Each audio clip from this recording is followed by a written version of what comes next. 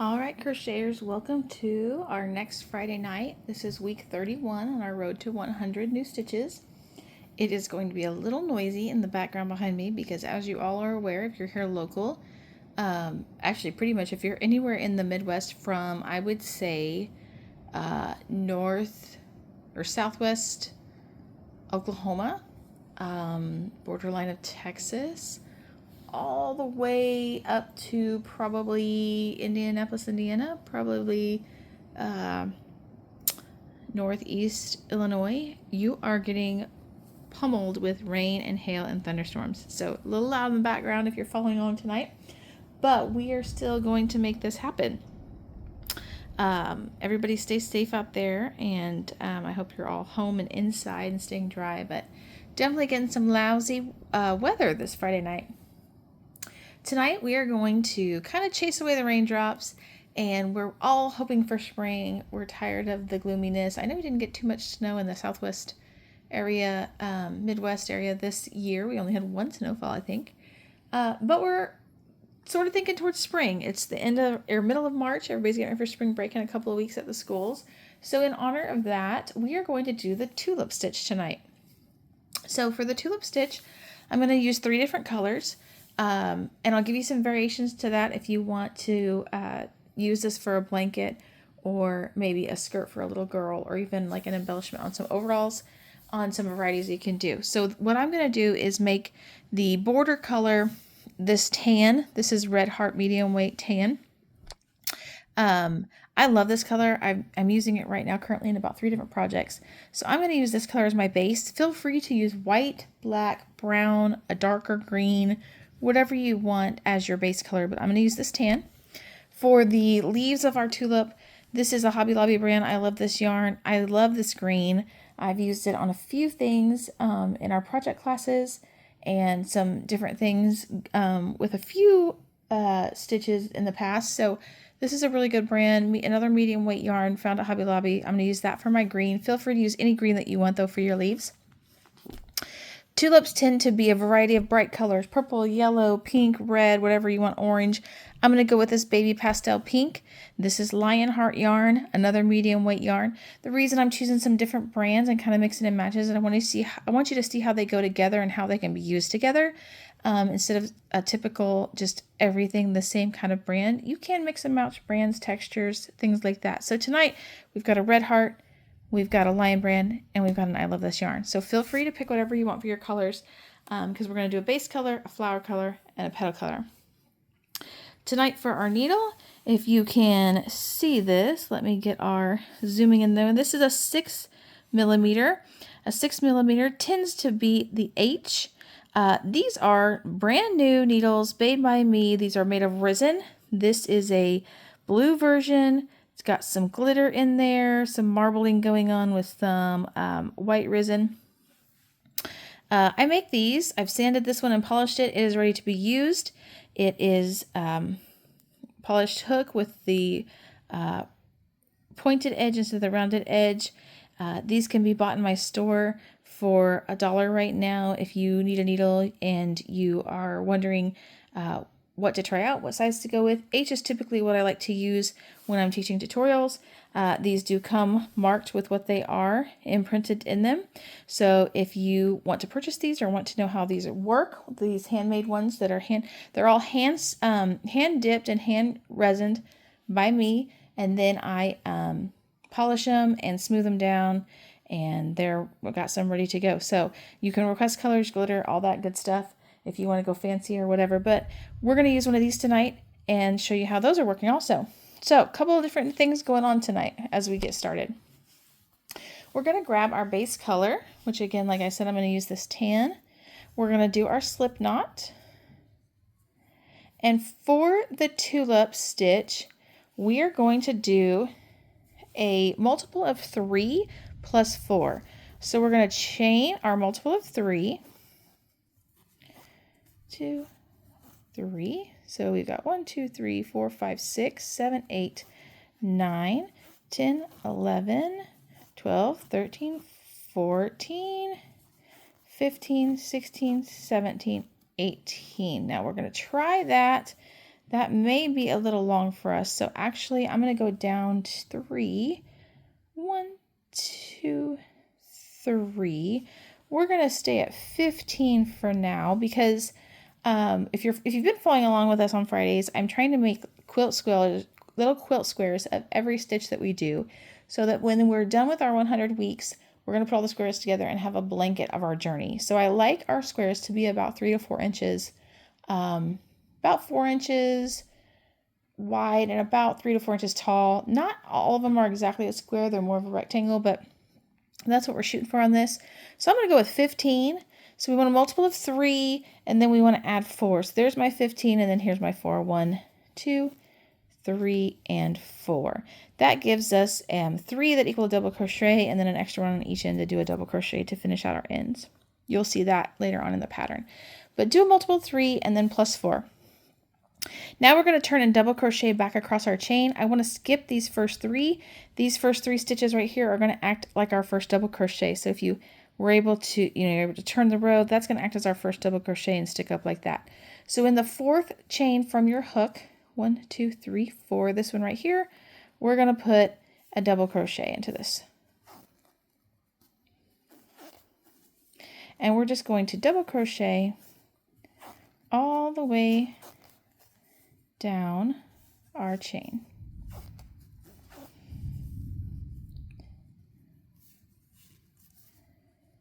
The double crochet, if you've been to our classes, is really easy. I'll walk through it real quick for a review. You have your hoop on your needle. You're going to yarn over once. Remember, when you're yarning over, it's always towards you and through the back. So yarn over once, go into your V, yarn over and pull through. You have 3 loops on your needle. Yarn over and pull through 2, yarn over and pull through 2. So that's the double crochet.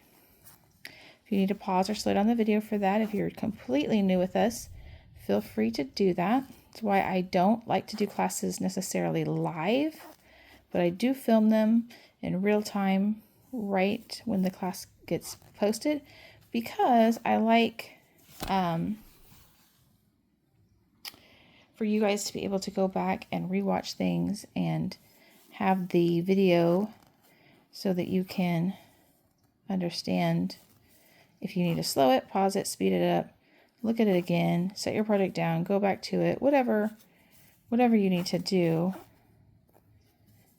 you have that option, because if it was live and disappeared, you might be like, wait a minute, I didn't catch all that, or I didn't get it written down, or whatever, and this way you just have the video on the page all the time.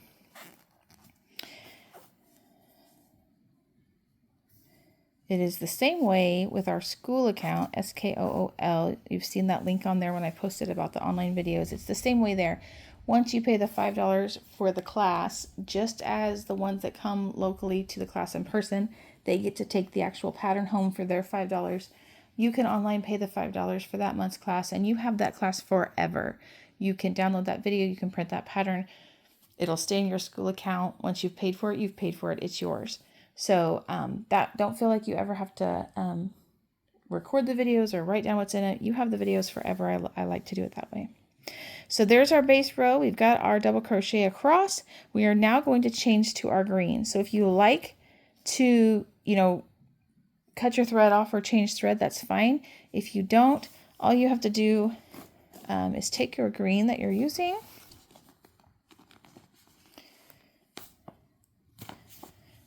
and with the end of this, just hook it onto here, pull it through your chain. While you're holding your ends, switch to your green, go ahead and turn your pattern and chain your 3. We're going to chain 3 on the end, and then go back here and just pull that tight like that. When you do that, that changes your color without having to cut off. You can just leave your tan hanging out there. So an easy way to change colors without it showing and without it making you have to cut on and off, cut off and off. So we're ready to change our green. We've changed our green. We've double crocheted our 3. We are going to chain 2 more. So these 3 count as a double crochet. Now we're going to chain 2 more. Those are going to count as a space. So it's going to look weird for just a minute here on the end. Then we're going to double crochet into that same stitch. That's this stitch right here. So double crochet into the first stitch of the row. Then you're going to skip 2 stitches. So when you look at your V's, you're going to skip this one, and you're going to work into this third one and do a double crochet. You're going to chain 2 again, and then a double crochet into that same stitch. Again, skip 2, double crochet into that third one, chain 2, and then double crochet into the same stitch. I'm going to pause right there and go back and let you see what's happening. These are making your leaves, or your stems, I guess. Both, really, your stems and your leaves across there. And as you can see, you're skipping those 2 in between. Those 2 double crochets are going in there, and the chain 2 in the middle is making the V shape. So this technically is a stitch. We worked this, I think, on week 4 or 5, called the V stitch. So our leaves are made of the V stitch, and this is kind of a review for that stitch, but we're incorporating it into our tulip stitch. So again, we're back to our skip 2. We're going to skip these 2, go into this third one here, yarn over and do a double crochet into that one, chain 2 to make your stem, and then to make another edge of the other leaf, double crochet into the same stitch. Skip your 2 there and there, double crochet into the next stitch, chain your 2, double crochet into the same stitch that you came out of. Skipping 2 right here, you've got 1 on the end left, that's fine. In every end stitch, we put that extra chain, so we're just going to do a double crochet to end our row. So a simple double crochet ends the row, and we go back and look, and there are our leaves on top of our base, starting with a double crochet, ending with a double crochet. So now we're going to change colors again. I'm going to do my flowers in pink, so we'll unroll our pink here and find our end. Again, for a quick color change, you don't have to necessarily cut the tie. You're just going to hold your green, grab your pink and wrap it around your needle, pull through as if you were going to do a chain, just like that. Make sure you hold the ends here tight. We are going to chain 3 again, so chain your 3, and then go back and just pull those ends so that that all comes together nicely. And so when you turn, you are hooked on and ready to crochet with your chain 3 right there. So an easy way to color change without having to get too messy with the cutting and fastening off and stuff. Now you will have to fasten off eventually and cut off, because after we do the tulips, we're going to need that tan again. But for right now, we're okay going on to the pink. So change to the pink row, chain your 3. We're going to put 5 double crochets into this space right here that is in between the needle space here. So 5 double crochets are going right in here.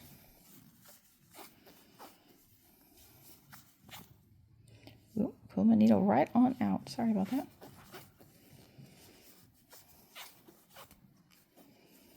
And another one. Okay, the only tricky part of this pattern is this right here. We are going to pull this loop a little out and let go with our needle completely. We're going to look for this first chain space right here and insert our needle into that first double crochet V. We're going to find this loop here. We're going to pull it back down normal taunt, and then we are going to pull through that chain, and there is your tulip top. When you do that, you're going to chain 3, just like you did when you first started. So chain 3, 2, and 3. Be careful of your tension there.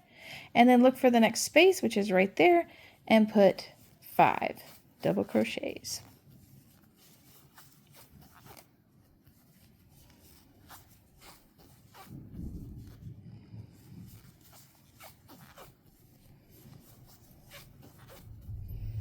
So there's your 5 double crochets across there. Again, release your needle out, find that first double crochet that you did and stick your needle in there. Grab that loop from the other side and pull it through, chain 3. Looking for the next tulip space, not this space here, sorry, I was out of frame. This next tulip space, go into that and do 5 double crochets.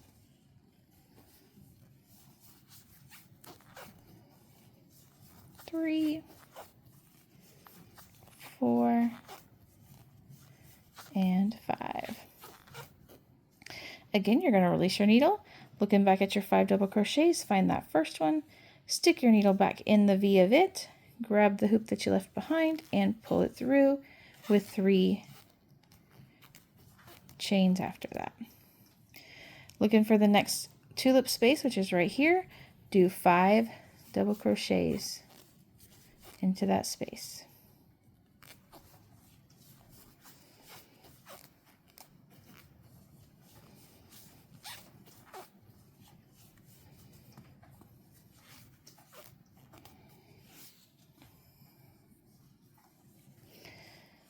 This is almost the cluster stitch. On the cluster stitch, you don't finish out the double crochets, you just leave them on your needle.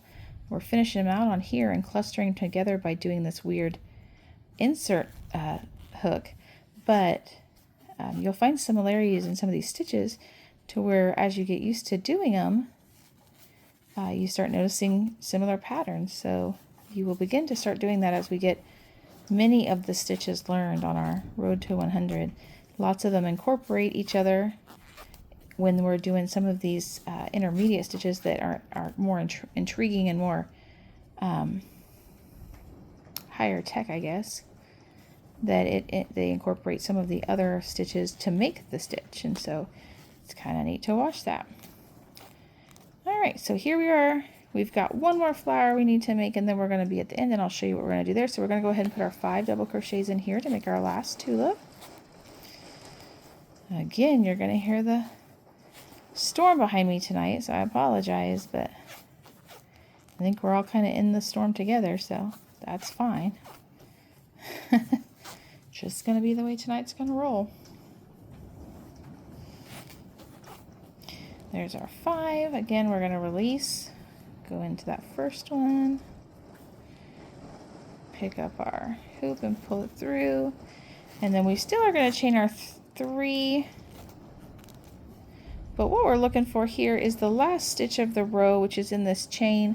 We're just going to do a regular double crochet into that stitch. So find your V there as easily as you can and put in the tension on that. May be a little tight, so you may have to work at finding it, but once you find it, get your needle to go in and through it and put just a regular double crochet. Okay, so we are done with our tulip row. I'm going to pull my needle out and fold this out so you can see kind of what we did. There's our tulips going across our row. So very, very neat stitch there. I'm going to show you how to do the next row, which is just the tan base row again. That way you don't have to worry about learning how to change and do the next row. So I'll show you that here. Now remember, we do still have our tan hooked on, so we don't have to hook our tan, we just have to pick it up and draw it through. So we've got our pink on, still right here. We're just going to drop that and pick up the tan because we didn't choose to cut it off, and that's fine. So we're just going to kind of chain and pull the pink taunt, and now our tan is ready to go because we're not going to cut them until the end. We're going to chain, or we're going to go into that first stitch and pull through to chain, and we're going to chain 3 like always, 1, 2, and 3. So there is our changeover row. Go ahead and pull your ends so that it goes back tight, but now we're just ready to jump on in. On the next base row, we need to make it solid double crochet, and this is pretty easy to do. We're going to double crochet into this space, and then in every spacing that we find, we're going to put 3 double crochets. So this one only has 1, but then this one is going to have 3, 2, and 3. This one is going to have 3. In between every tulip, you're going to put 3 double crochets. So when you start doing that, you can see your base row starts to appear again. So in between each tulip, in these big spaces, 3 double crochets. And you'll see this is kind of similar to what is the granny square, where you put the 3 double crochets, chain 1, 3 double crochets, chain 1. Only difference here is we're not chaining, we're just doing solid double crochets across the row. Sorry, I need to pull my thread a little bit. So that's where you can see how those stitches from the past kind of come back and help you learn stitches in the future. And so it's neat to learn how to incorporate that and come up with something new. Almost all stitches are from people who have just, hey, let's try this, hey, let's try this, and it ends up working out. This last double crochet that we have here, we're going to put 1 into the hole, just like we did at the beginning, 1 into the hole and 1 into the top of the chain.